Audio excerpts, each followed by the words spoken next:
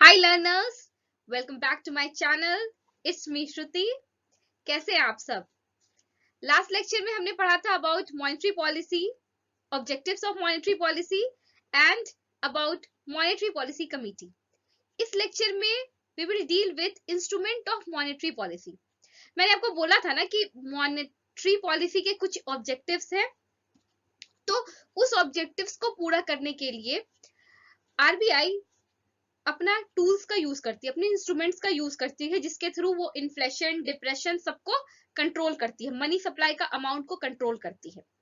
तो आज बेसिकली हम उन्हीं टूल्स के, उनमें से कुछ टूल्स के बारे में पढ़ेंगे और फर्दर अनदर लेक्चर्स में हम उसे कंटिन्यू करेंगे। ठीक है, तो देखते हैं आज हम कहां तक डील कर पाते हैं। तो मॉनेटरी पॉलिसी के जो टूल्स हैं, इंस्ट्रूमेंट है, जिसके थ्रू वो इन्फ्लेशन, डिप्रेशन, मनी सप्लाई सबको कंट्रोल करती है, वो दो कैटेगरी में डिवाइडेड है। एक quantitative tools and another is qualitative tool. तो in today lecture we will deal with quantitative tool. तो क्वांटिटेटिव टूल्स के अंदर इतने सारे जो भी स्क्रीन पे आ रहे हैं, ये quantitative tool consist of all these instruments. ठीक है, क्वांटिटेटिव टूल में आता है CRR, SLR, bank rate, repo rate, reverse repo rate, marginal standing facility MSF and open market operation. इन सारे टूल को हम क्वांटिटेटिव टूल के अंदर रखते हैं। ठीक है, तो आज हम सबसे पहले पढ़ेंगे क्वांटिटेटिव टूल। क्वांटिटेटिव टूल्स में बेसिकली हम डील करेंगे CRR, SLR and bank rate. उसके बाद बाकी के और सारे टूल्स हम नेक्स्ट लेक्चर में डील करेंगे। Okay, now what is CRR? CRR का फुल फॉर्म होता है cash reserve ratio. CRR is cash reserve ratio. See, what is CRR? CRR is the ratio fixed by RBI of the total deposit of bank in India which is kept with RBI in the form of cash. ठीक है, आपको क्या समझ में आया? देखिए, CRR क्या होता है? जैसे कि यहाँ देखिए, CRR is the ratio fixed by RBI. सबसे पहले ये क्लियर हुआ कि ये जो रेशियो है, कैश रिजर्व रेशियो, ये मॉनेटरी पॉलिसी टूल है, तो ऑब्वियसली इसको कौन फिक्स करेगी? आरबीआई। ठीक है, आरबीआई में भी कौन? MPC, monetary policy committee. इतना समझ में आया? It is the ratio fixed by RBI of the total deposit. See, total deposit से आप क्या समझते हैं? डिपॉजिट्स के भी टाइप होते हैं। ठीक है, एक होता है टाइम डिपॉजिट, एक होता है डिमांड डिपॉजिट। ठीक है, डिमांड डिपॉजिट के अंदर आता है हमारा current account and saving accounts. आप सबके पास सेविंग अकाउंट्स होगा, करंट अकाउंट के बारे में आप जानते ही होंगे। डिमांड डिपॉजिट्स में होता है demand deposit and second is time deposit. Demand deposit के अंदर होता है करंट अकाउंट और दूसरा क्या होता है? Saving account. हम लोग जब भी डिपॉजिट करते हैं तो जनरली हमारा या तो सेविंग अकाउंट में होता है या फिर करंट अकाउंट में होता है। नाउ दूसरा होता है टाइम डिपॉजिट। टाइम डिपॉजिट को कहते हैं हम फिक्स डिपॉजिट। आपने सुना होगा ना कि फिक्स डिपॉजिट, हमने अपने पैसे को फिक्स डिपॉजिट किया है। और दूसरा होता है रेकरिंग डिपॉजिट। क्या होता है? Recurring deposit. तो it is the ratio fixed by RBI of the total deposit, मतलब total demand deposit plus time deposit का एक रेशियो है जो आरबीआई फिक्स करती है, जो बैंक्स को of bank in India which is kept with RBI in the form of cash. मतलब ये एक, मान लीजिए आरबीआई के पास, बैंक्स के पास 100 रुपीज है, 100 रुपीज का टोटल डिपॉजिट है, तो आरबीआई उस 100 रुपीज का 1% फिक्स करती है, जिसको हर बैंक को आरबीआई के पास कैश के फॉर्म में, और किसी फॉर्म में नहीं, ये चीज बहुत इंपॉर्टेंट है, कैश के फॉर्म में, कैश के फॉर्म में आरबीआई के पास हर बैंक को रखना होता है अपने टोटल डिपॉजिट का कुछ रेशियो, कुछ फिक्स्ड अमाउंट होता है जो कि आरबीआई फिक्स करती है, कुछ परसेंट होता है जो आरबीआई फिक्स करती है, वो हर बैंक को आरबीआई के पास कैश के फॉर्म में रखना पड़ता है। ठीक है, इज दैट क्लियर? नाउ उसका क्या रेंज होता है? आप पूछेंगे कि कितना, मतलब ठीक है एक रेशियो रखा जाता है, बट कितना रेशियो कितना रखा जाता है? तो it is in the range of 3 to 15%। Means अगर 100 रुपीज बैंक्स के पास 100 रुपीज का टोटल डिपॉजिट है, तो उसका 3 to 15% के बीच में से कुछ इसी रेंज के कुछ अमाउंट को हर बैंक को आरबीआई के पास कैश के फॉर्म में रखना होगा।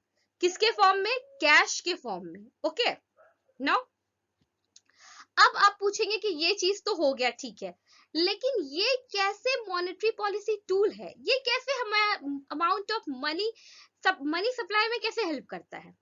नाउ अब सबसे इंपॉर्टेंट पार्ट है, इसे एकदम ध्यान से समझिएगा, it is very important. Okay see अगर पहले मैं लाइन पढ़ती हूँ। If the RBI feels that flow of money in the economy is high leading to inflation, it will increase CRR and reduce liquidity. Okay see मैंने आपको बताया था कि जब भी मनी सप्लाई ज्यादा होता है तो इकोनॉमी में क्या होता है? इन्फ्लेशन। इकोनॉमी में होता है इन्फ्लेशन। ठीक है, तो जब भी आरबीआई को लगेगा कि इकोनॉमी में मनी सप्लाई ज्यादा है, वो क्या करेगी? सीआरआर के अमाउंट को बढ़ा देगी। अब सीआरआर का क्या कोरिलेशन है मनी सप्लाई से, ये देखिए। मान लीजिए, लिसन, अगर टोटल डिपॉजिट 100 है, ठीक है, और गवर्नमेंट टोटल डिपॉजिट 100 है और सीआरआर क्या है? मान लीजिए 3%। ठीक है, तो बैंक हमेशा जो डिपॉजिट रखती है उसको क्या करती है? लोन में डालती है, लोन्स में, मतलब किसी को लोन देती है। मान लीजिए मैं जाती हूँ बैंक में, तो बैंक मुझे लोन देगा, तो मेरे पास क्या होगा? मनी सप्लाई बढ़ जाएगा, किसी भी कस्टमर के पास मनी सप्लाई बढ़ जाएगा, उसके हैंड में पैसे आ जाएंगे, तो क्या होगा? ऐसे ऐसे बहुतों को लोन मिल, अगर अमाउंट बैंक के पास ज्यादा है, लोनेबल अमाउंट, लोन देने के लिए अमाउंट ज्यादा है, तो वो क्या करेगा? मान लीजिए ये 3% है, तो 3% ही सिर्फ ये आरबीआई के पास रखेगा, बाकी इसके पास कितना होगा? 97 रुपीज होगा। तो 97 रुपीज को वो क्या करेगा? लोन में दे देगा, और उससे क्या होगा कि supply of money in the economy, मतलब किसी भी कस्टमर को ही देगा या फिर किसी बिजनेसमैन को देगा, तो वो पैसा कहाँ जाएगा? इकोनॉमी में ही तो आएगा ना, मतलब कंट्री में ही तो आएगा, कंट्री में ही तो वो यूज होगा ना। ठीक है, तो उस सेंस में क्या होगा? हमारा मनी सप्लाई बढ़ जाएगा अगर सीआरआर क्या होगा? कम होगा। सीआरआर अगर क्या होगा? कम होगा। और अगर सीआरआर ज्यादा होगा तो क्या होगा? मनी सप्लाई घट जाएगा। अगर मान लीजिए 100 रुपीज है और गवर्नमेंट ने क्या किया ना, इसको 15% कर दिया सीआरआर को, तो क्या होगा?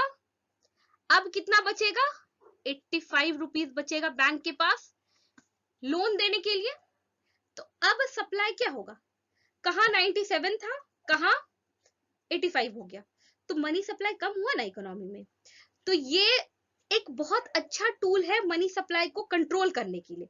Now back to our point, if RBI feels that the flow of money in the economy is high leading to inflation, it will increase CRR and reduce liquidity। ये क्या करेगी? जब भी आरबीआई को लगेगा कि इकोनॉमी में मनी सप्लाई बढ़ गया है, वो क्या करेगी? सीआरआर को क्या करेगी? इंक्रीज कर देगी, जिससे कि लिक्विडिटी यानी कि फ्लो ऑफ मनी कम हो जाए। ये समझ में आया? नाउ अनदर थिंग, अब जब आरबीआई को ये लगेगा कि मनी सप्लाई इज लो, मतलब लोगों के पास पैसा नहीं है, मंदी का स्थिति चल रहा है, डिप्रेशन है, तो क्या करेगी, एडिशनल अमाउंट वो इकोनॉमी में डालेगी, इकोनॉमी में ज्यादा अमाउंट डालेगी, तो वो क्या करेगी, सीआरआर को लो कर देगी, मतलब अपने पास जो कैश के फॉर्म में उनको पैसा रखना था उसको कम कर देगी, जिससे क्या होगा, बैंक्स के पास ज्यादा मनी होगा और वो ज्यादा लोन्स देंगे, और ज्यादा लोन से क्या होगा, amount of money, additional amount of money economy में आएगा। समझ में आया? Any problem? तो आप मुझे कमेंट सेक्शन में बताइएगा। ये थोड़ा सा ट्रिकी है, ये जो भी नॉन इकोनॉमिक बैकग्राउंड के स्टूडेंट है उनके लिए लिटिल ट्रिकी है। मैंने अपने तरफ से पूरी कोशिश की है कि इसे इजीली आपको समझ में आए। फिर भी अगर आपको समझ में नहीं आता है या भी कोई भी डाउट आता है तो आप मुझे प्लीज कमेंट सेक्शन में लिखिएगा, मैं इंडिविजुअली पर्सनली डील करूंगी इस चीज से, ठीक है? तो फिर से मैं बता रही हूँ कि सीआरआर क्या होता है। CRR is the ratio, is the amount या percentage fixed by RBI of the total deposit. Total deposit क्या होता है, fixed deposit, current account deposit, savings account, recurring deposit, इन सब डिपॉजिट को मिला के जितना है उसका कुछ परसेंट जो हर बैंक को किसके पास रखना पड़ता है, आरबीआई के पास रखना पड़ता है, ठीक है? अब क्या होता है, how it is tool of monetary policy. See, जब आरबीआई को लगने लगता है कि फील्स की फ्लो ऑफ मनी क्या हो रहा है, मतलब मनी अमाउंट ज्यादा है, तो वो क्या करती है, वो ज्यादा पैसा अपने पास रख लेती है, मींस सीआरआर को बढ़ा देती है। सीआरआर बढ़ेगा तो पैसा कहाँ जाएगा, आरबीआई के पास, और लोगों के पास, मतलब जो बैंक के थ्रू लोगों के पास जाता है लोन के सेंस में, वो क्या होगा, कम हो जाएगा। तो इससे क्या होगा, फ्लो ऑफ मनी का कंट्रोल हो जाएगा, ज्यादा अमाउंट में जो मनी है वो कम हो जाएगा, ठीक है? नेक्स्ट इज, जब आरबीआई को लगने लगता है कि इकोनॉमी में पैसा नहीं है और इकोनॉमिक ग्रोथ को वो इफेक्ट कर रहा है, तो वो क्या करती है, अपना सीआरआर मींस अपने पास जो उनको कैश के फॉर्म में बैंक अनदर बैंक रखती, उसको क्या करते हैं, कम कर देते हैं, जिससे क्या होता है कि लोनेबल अमाउंट बढ़ जाता है, लोग ज्यादा लोन लेते हैं और उनके हाथ में पैसे ज्यादा एडिशनल अमाउंट आ जाता है, और उससे जो डिप्रेशन या फिर जो सप्लाई ऑफ मनी लो है उससे क्या होता है, इन्फ्यूज होता है, ज्यादा अमाउंट आ जाता है इकोनॉमी में, ठीक है? अब सीआरआर को कैसे कैलकुलेट करते हैं, सीआरआर हर फोर्टनाइटली कैलकुलेट होता है, मींस हर 14 डेज पे सीआरआर का कैलकुलेशन होता है कि हर बैंक अपना मेंटेन कर रही है या नहीं कर रही है, मतलब उतना अमाउंट आरबीआई के पास रख रही है या नहीं रख रही है जो आरबीआई ने फिक्स किया है, ठीक है? अब क्या है, current rate of CRR is 3%। कितना है सीआरआर का रेट अभी, 3%। वो देखिए, ये अभी के लिए है। CRR, SLR, repo rate, reverse rate कभी भी चेंज हो सकता है, वो आरबीआई पे है, उसके लिए आप इसको रेगुलर अपने नोट्स में अपडेट करते रहिएगा। अभी के लिए फिलहाल मैंने चेक किया था 3% है, ओके? तो सीआरआर में अगर कोई भी प्रॉब्लम हो समझने में तो मुझे कमेंट सेक्शन में बताइएगा या फिर आप मुझे मेल कीजिएगा, ओके? मैं आपको अपना ईमेल आईडी डिस्क्रिप्शन में डाल दूंगी। नाउ ये हो गया सीआरआर। नाउ अब हमने पढ़ लिया सीआरआर, अब पढ़ेंगे statutory liquidity ratio, that is SLR.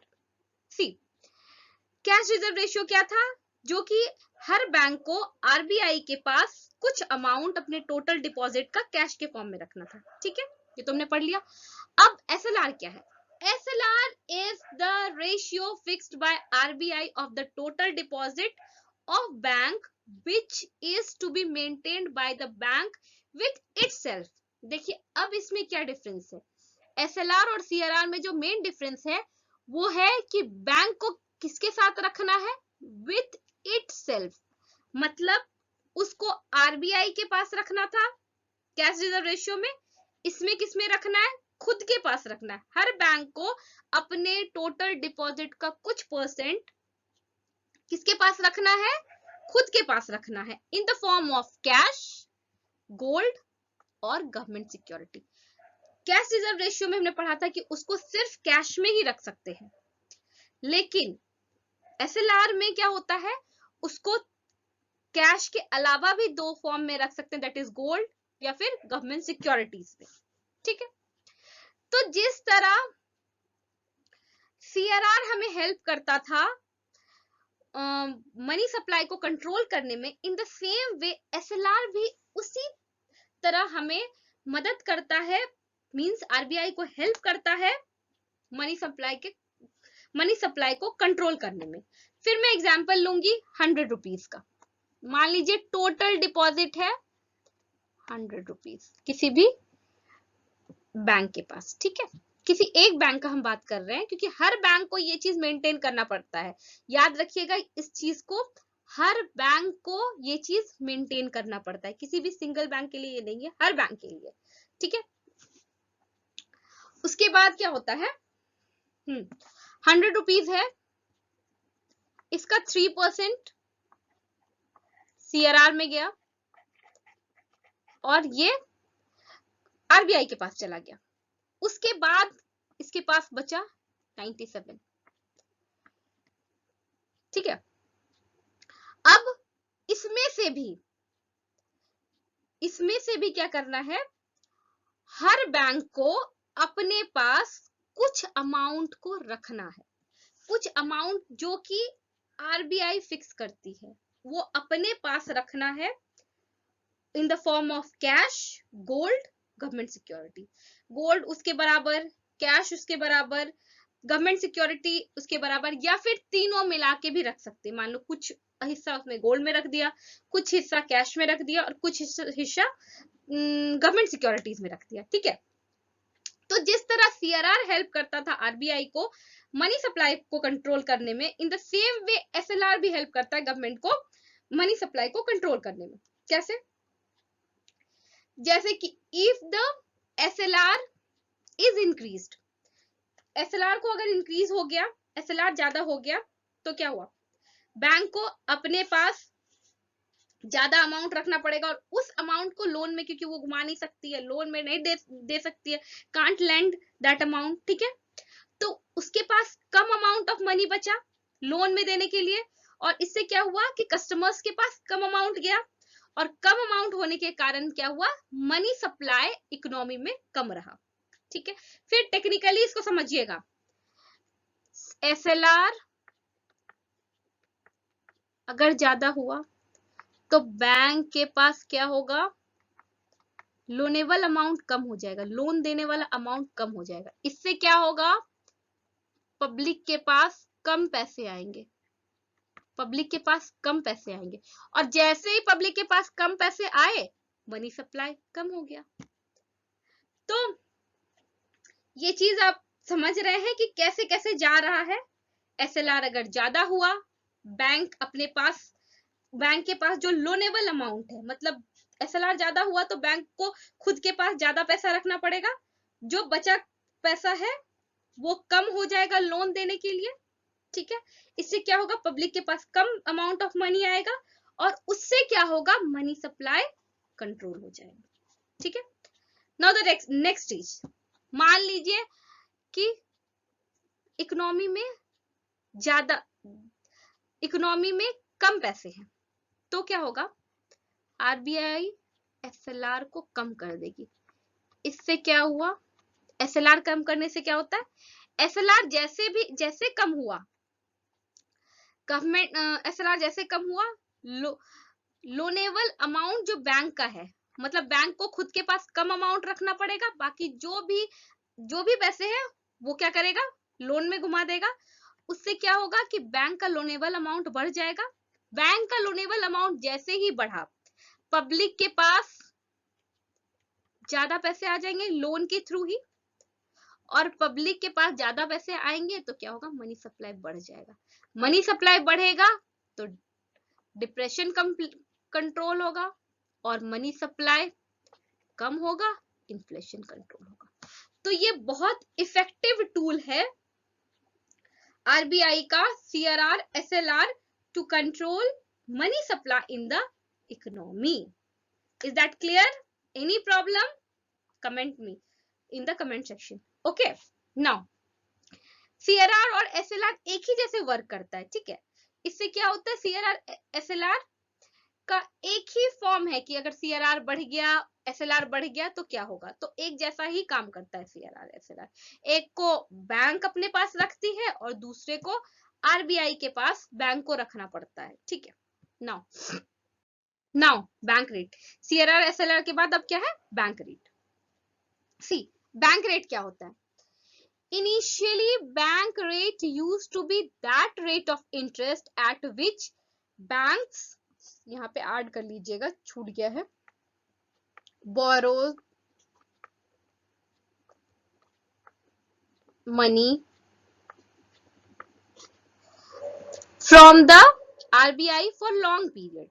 ये क्या हुआ, बैंक रेट वो इंटरेस्ट रेट है, कोई भी चीज अगर किसी से भी हम लोन लेते हैं, किसी से भी बोरो करते हैं, तो उस पे हम कोई इंटरेस्ट पे करते हैं ना।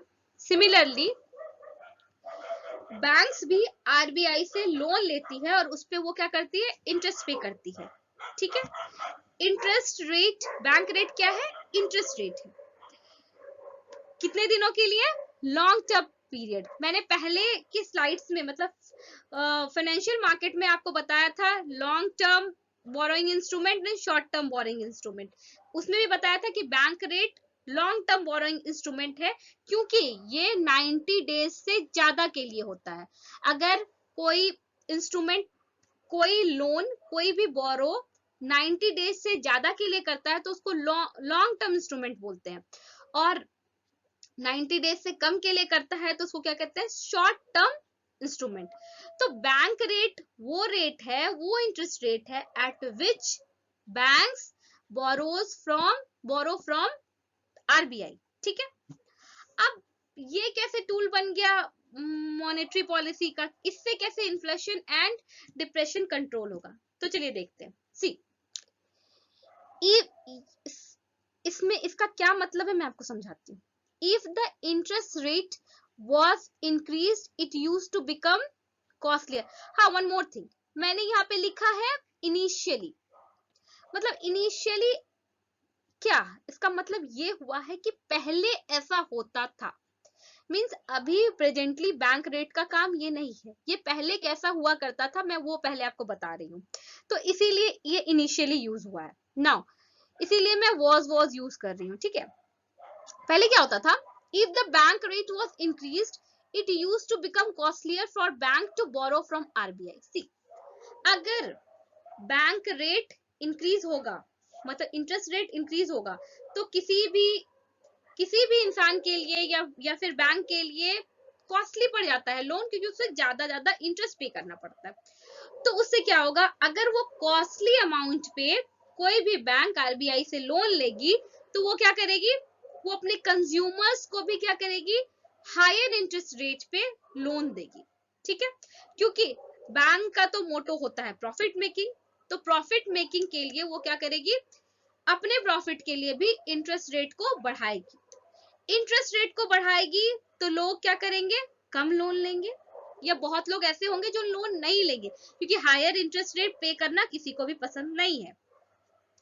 तो उससे क्या होगा कि लोगों के पास कम अमाउंट ऑफ मनी आएगा, कम अमाउंट ऑफ मनी आएगा तो क्या होगा, इकोनॉमी में मनी सप्लाई कम होगा, मनी सप्लाई कम होगा तो इन्फ्लेशन कंट्रोल हो जाएगा, ठीक है। आप समझ में आया कि ये कैसे कैसे वर्क करता है। मैंने आपको पहले भी कहा था ना कि Indian economy is not about facts, इसे अच्छे से समझना पड़ता है। अगर आप इसके लिंक्स को जोड़ेंगे ना तो आपके लिए बहुत इजी हो जाएगा समझना, बट अगर आप इसके एक भी लिंक को मिस करेंगे या इसको रटने की कोशिश करेंगे तो ये चीज आपको कभी भी समझ में नहीं आएगा, ठीक है। यहां तक समझ में आया कि मनी सप्लाई को कंट्रोल कैसे करता था, बैंक रेट करता था। मैं आपको आगे बताऊंगी कि कैसे क्या हुआ है, ठीक है। नाउ अब देखिए, ये तो हो गया जब interest rate, bank rate higher होगा। अब जब होगा बैंक रेट लोअर हो जाएगा तो क्या होगा, हाँ, उसको बैंक्स के लिए कम रेट पे लोन मिलेगा, तो बैंक खुद भी जो लोगों को लोन देता है उसको भी क्या करेगा, कम करेगा, उसका भी इंटरेस्ट रेट कम होगा। इससे क्या होगा, लोग, पब्लिक ज्यादा लोन लेगी, उनके हाथ में ज्यादा पैसा आएगा, तो इससे क्या होगा, मनी सप्लाई विल इंक्रीज। तो जब भी ऐसा होता है, amount of additional amount of money आता है इकोनॉमी में। तो बैंक रेट से कैसे कैसे क्या हुआ ये समझ में आ गया। अब नाउ द थिंग इज कि ये क्यों मैंने लिखा था इनिशियली और हर जगह वाज इंक्रीज्ड एंड वाज करके मैंने लिखा था, इसलिए क्योंकि अब ये डेफिनेशन का कोई मतलब नहीं रह गया है, ये पहले इस तरह से यूज हुआ करता था, ठीक है। 1919 के पहले 1999 में क्या हुआ ना, एक्सपेरिमेंट के बेसिस पे एक एक्सपेरिमेंट टूल को का यूज करके एक्सपेरिमेंट करके आरबीआई ने किसको इंट्रोड्यूस किया, रेपो रेट को और रिवर्स रेपो रेट को। Repo rate reverse repo rate को मैं अगले लेक्चर में आपसे डील करूंगी क्योंकि ऑलरेडी ये लेक्चर बहुत लंबा हो चुका है, तो और अगर मैं इसमें ही कंटिन्यू करूंगी तो छूट जाएगा और मैं नहीं चाहती कि आपको किसी तरह का प्रॉब्लम हो किसी भी पॉइंट में। तो 1919 में क्या हुआ, आरबीआई ने किसको इंट्रोड्यूस किया, रेपो रेट को और रिवर्स रेपो रेट को। उसके बाद ये तो एक्सपेरिमेंटल बेसिस पे था, बट आरबीआई ने उसे परमानेंटली कंटिन्यू कर दिया, किसको, रेपो रेट को और रिवर्स रेपो रेट को। ये क्या होता है, क्यों बैंक रेट क्यों होता है, ये मैं आपको नेक्स्ट लेक्चर में डील करूंगी।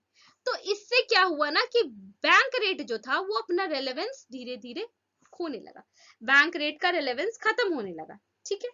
और अब बैंक रेट का ये काम नहीं रह गया है, अब ये काम किसका रह गया है, रेपो रेट का और रिवर्स रेपो रेट के थ्रू अब ये होने लगा है। नाउ तो बैंक रेट के बारे में हम क्यों पढ़ रहे हैं, क्योंकि बैंक रेट का एक अनदर काम हो गया है। At present bank rate serves as benchmark for imposing penalty in case of non maintenance. किसका नॉन मेंटेनेंस भाई, यहाँ भी कुछ छूट चुका है, non maintenance of CRR and SLR.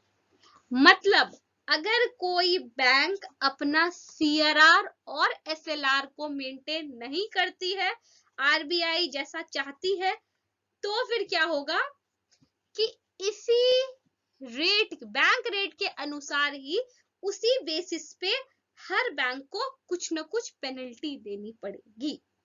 तो अब किस चीज का बैंक रेट का किस में यूज होता है, ये as a benchmark for imposing penalty in case of non maintenance of CRR and SLR. अगर सीआरआर और एसएलआर का यूज नहीं, मतलब जितना रखने कहा गया है, जितना मेंटेन करने कहा गया है आरबीआई से, अगर कोई बैंक मेंटेन नहीं करती है तो बैंक रेट का यूज करके उसी रेट पे क्या होगा, हर बैंक मतलब जो बैंक मेंटेन नहीं कर रही है उस पे पेनल्टी लगाया जाएगा, ठीक है।